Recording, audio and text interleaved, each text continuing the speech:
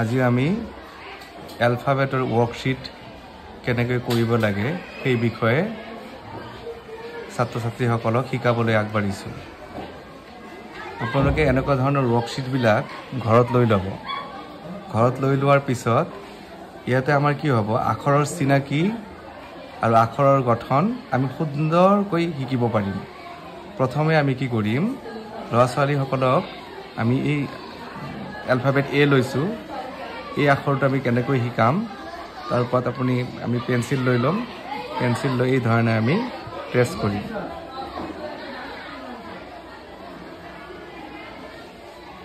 এনেকৈ প্ৰথমত আমি কি কৰিম, এই ধৰণে এসমূহ আমি ট্ৰেছ কৰিব শিকাম।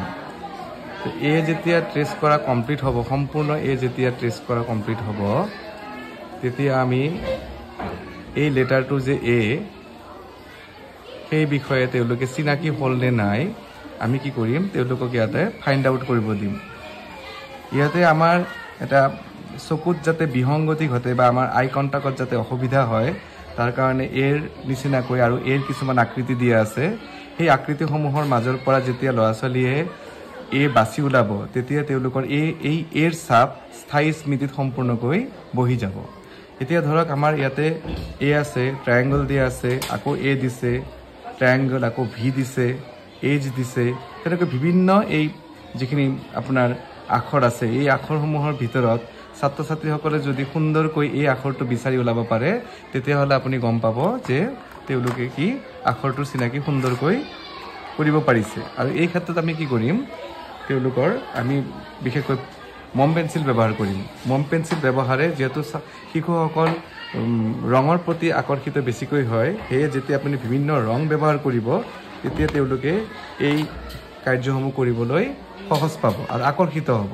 আৰু আমাৰ প্ৰথম পৰ্যায়ত এতিয়াই আমি কাৰ্য কৰিব লাগে যে আমি শিশুসকলক কেনেকৈ আমি পঢ়া শুনাৰ ফালে আগ্ৰহী কৰিব পাৰি। আৰু এবাৰ যদি তেওঁলোক এইবিলাক বস্তুৰ প্ৰতি আগ্ৰহী হয়, তেতিয়াহ'লে নিশ্চয় আপোনাৰ শিশুজন সদায় তাৰমানে এটা সময় বান্ধি দিলেও তেওঁলোকে এই পঢ়া শুনাখিনি কৰি যাব পাৰিব। ধৰক আমি ইয়াৰ পৰা বিচাৰি ওলাওঁতে আমি আমি কি কৰিলোঁ, এই এলফাবেটটো কালাৰ কৰিলোঁ। এই এলফাবেট কালাৰ কৰা হ'ল। পিছত তেওঁলোকে চাব যে এই আখৰৰ লগত এই মিলিছেনে নাই। যদি মিলে তেওঁলোকে কি কৰিব, সেই আকৌ এই বিচাৰি ওলাই আকৌ এই কালাৰ কৰিব। তেতিয়া এই আকৌ যেতিয়া কালাৰ কৰিব যাব, আপুনি তেওঁলোকক ক'ব যে তুমি এটা ডিফাৰেণ্ট কালাৰ ইউজ কৰা। তেতিয়া কালাৰৰ নেমবিলাক তেওঁলোকৰ সুন্দৰকৈ আহি যাব। এতিয়া যেতিয়া এইটো আমাৰ অৰেঞ্জ কালাৰ ব্যৱহাৰ কৰিল, নেক্সট আপুনি তেওঁক কি কৰক, আপুনি গ্ৰীণ কালাৰ ল'ব দিয়ক বা শিশুক নিজৰ ইচ্ছামতে ল'ব দিয়ক।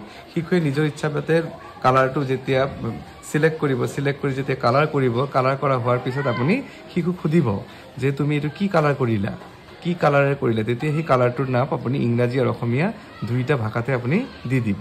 তেতিয়া শিশুসকলে কি কৰিব, এই বিষয়ে সুন্দৰকৈ আখৰৰ জ্ঞান, আখৰৰ চিনাকি, কালাৰৰ জ্ঞান, কালাৰৰ চিনাকি, গোটেইখিনি বস্তু তেওঁলোকে এই একেটা আপোনাৰ ওয়াৰ্কশিটতে কমপ্লিট কৰিব পাৰিব। ঠিক তেনেকৈ ইয়াতে আমি কি কৰিলোঁ, ইয়েলো কালাৰ এটা দিলোঁ, হালধীয়া কালাৰ দিলোঁ। ঠিক তেনেকৈ বিভিন্ন কালাৰেৰে তেওঁলোকক কি কৰিব, এইবিলাকক ফাইণ্ড আউট কৰিব দিব আৰু কালাৰ কৰিব দিব। তেতিয়া তেওঁলোকে কি কৰিব, এই আখৰটো চিনাকি হ'বলৈ তেওঁলোকে খুব সহজতে পাৰিব। ঠিক তেনেকৈ এই কমপ্লিট হোৱাৰ পিছত আমি কি কৰিম, আমি আকৌ বি আখৰটো লৈ গ'লোঁ। এইখিনি সম্পূৰ্ণ আপোনালোকে কৰাব ঘৰত। আমি এতিয়া কি কৰিলোঁ, বি আখৰলৈ গ'লোঁ। ঠিক তেনেকৈ এই বি আখৰত ষ্টেণ্ডিং লাইনখিনি দিলোঁ আৰু দুটা আমি কাৰ্ভ লাইন ব্যৱহাৰ কৰিম। এই দুটা কাৰ্ভ লাইনে আমাৰ কি কৰিছে, আপোনাৰ বি আখৰটো কমপ্লিট কৰিলে। ঠিক তেনেকৈ এইটোও কৰাব। এইখিনি কমপ্লিট হোৱাৰ পিছত আপুনি ঠিক সেইদৰে আকৌ কি কৰিব, হয়তো বেকাতাৰা হ'ব পাৰে শিশুৱে কৰিবলৈ, কাৰণ শিশুৰ আঙুলিৰ তাৰমানে মাংসপেশীখিনি পূৰত নহয়, সেয়ে তেওঁলোকে কি কৰিব নোৱাৰে, কাঠ পেঞ্চিল সুন্দৰকৈ ধৰিব নোৱাৰে। ইয়াৰ পিছত আমি কি কৰিলোঁ, এই বি যেতিয়া কমপ্লিট হ'ব, আমাৰ ট্ৰেছ কৰা যেতিয়া কমপ্লিট হ'ব, কমপ্লিট হোৱাৰ পিছত আমি এই পাজলৰ ভিতৰৰ পৰা বি আখৰখিনি আমি কি তেওঁলোকক বিচাৰি ওলাব দিম। আৰু যেতিয়া বি আখৰখিনি বিচাৰি ওলাব, তেতিয়া আপুনি কি কৰিব, তেওঁলোকে ধৰি ল'ব তেওঁলোকে বি আখৰৰ চিনাকি সম্পূৰ্ণ পৰিমাণে হৈছে। আৰু এনে কৰিব যাওঁতে কেতিয়াবা ভুল হ'ব পাৰে। ভুল হ'ব যাওঁতে শিশুক খুব বেছিকৈ আপুনি গালি বা তেনেকুৱা ধৰণৰ খুব ভয় নেদেখাব। ভয় দেখালে তেওঁলোকে এইবিলাক বস্তুৰ প্ৰতি আগ্ৰহী নহ'ব আৰু তেওঁলোকৰ আগ্ৰহ কমি যাব। গতিকে আমি আকৌ কালাৰ কৰিবলৈ ওলাইছোঁ। ডিফাৰেণ্ট কালাৰ আপুনি যিমান পাৰে আপুনি বেলেগ বেলেগ কালাৰ ইউজ কৰক। বি বি কৰিব যাওঁতে তেওঁলোকে কি কৰিব হয়তো বিৰ সলনি বিৰ নিচিনা একে আকৃতিত দেখা পোৱা আৰ আখৰো কমপ্লিট কৰি পেলাব তেতিয়া আপুনি তেওঁলোকক ক'ব ভুল হৈছে তাৰমানে শিশুক ভুলটো শুধৰাই দিয়াৰ চেষ্টা কৰিব শাস্তি প্ৰদান কৰাৰ চেষ্টা কৰিলে তেওঁলোকে কি কৰিব এইবিলাকৰ পৰা আঁতৰি যাব আৰু তেওঁলোকে মনকষ্টও পাব গতিকে এতিয়া আমি এই বিষয়ে আৰু চাওঁ কি কৰিব পাৰোঁ